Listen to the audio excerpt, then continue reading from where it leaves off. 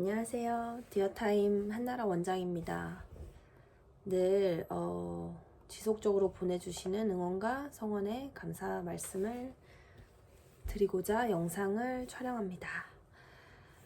네, 여름방학이 되니까 다른 과목이며 보충이며 아이들 스케줄이 더 바빠질 것이라고 예상이 됩니다. 그쵸? 제가 영어도 단기간에 성적을 낼 수 있는 지름길이 있을 수 있다면 얼마나 좋을까요? 물론 영어가 언어가 아니라 시험 등을 위한 접근이라면 요거는 가능할 수 있습니다.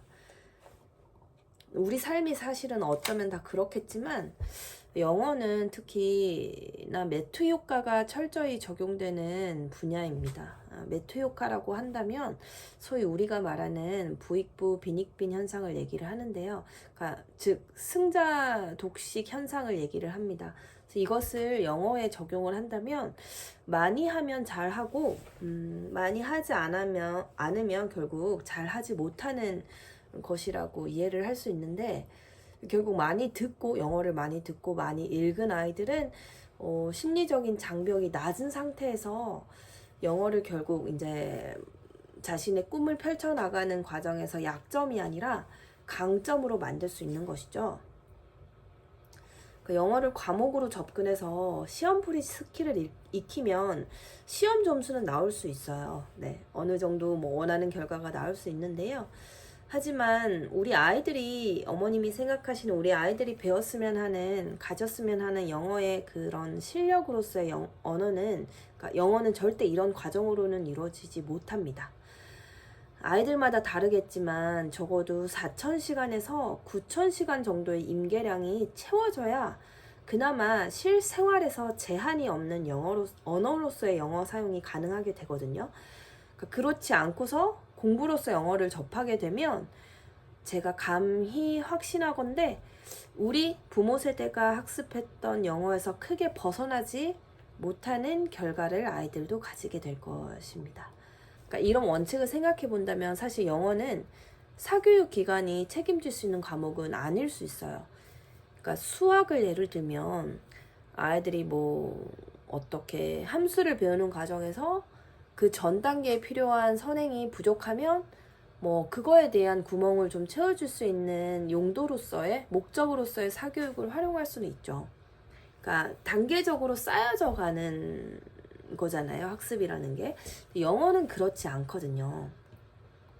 영어 노출 환경을 가정에서도 잘 마련해 줄 수 있다면 얼마든지 언어로서의 영어 실력은 가정에서도 성장을 시킬 수가 있는 거지요. 저는 특히 우리 학원이면 아이의 영어 실력을 100% 책임질 수 있습니다.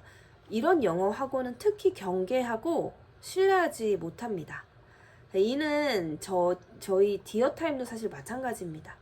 제가 상담 시에 말씀드리듯 저는 일주일 단 3번 아이들을 만나는 것만으로는 아이들의 실력을 책임질 수 있다고 말하지 못해요.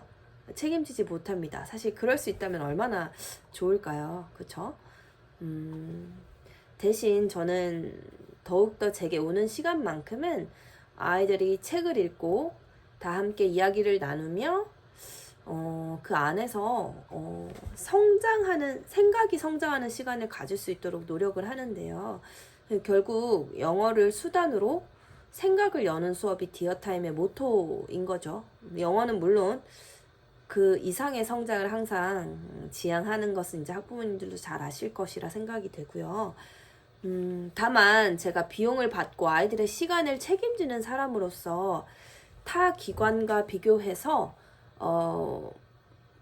아이들 개개인의 속도와 현재 처한 상황에서의 가장 최적의 큰 그림을 함께 그리고 또 그것을 나아가기 위한 방향성을 제시해주고 또한 그 어떤 기관보다 확신하건대 관리적인 측면에서는 구멍이 없을 수 있게 하자는 것이 이제 운영의 철학인데요. 네. 한 가지 분명한 것은 다시 강조하자면 저의 일방적인 노력만으로는 아이들의 실력이 성장할 수 없다는 것입니다. 이렇게 얘기하는 학원이 거의 사실은 없잖아요. 그쵸? 이는 어떤 기관을 사실 다녀도 마찬가지긴 해요. 아무리 고액 과외를 받아도 책임질 수 있는 것은 뭐 시험 성적으로서의 영어일 뿐이지 언어로서의 영어는 결국 아이 안에 영어 그릇을 만들어주고 그 그릇이 차오를 때까지 꾸준히 넣어주는 시간의 인풋을 얼마나 확보하느냐가 핵심입니다.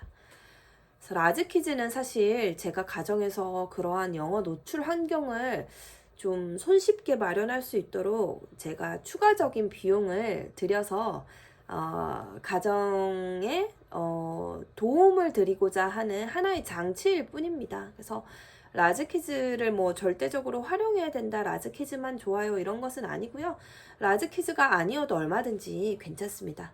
근데 여기서 더 중요한 부분은 물론 라즈키즈가 아니어도 되지만 어떤 다른 추가적인 인풋은 반드시 필요하다는 것이지요. 근데 감사하게도 저희가 커왔던 환경과는 다르게 요즘은 디지털 자료가 뭐 넷플릭스나 유튜브 너무나 손쉽게 활용이 가능한 세상인데요. 그래서 아이들에게 영어로 된 어떤 것이든 뭐 노출을 충분히 하고 있다면 얼마든지 괜찮고요.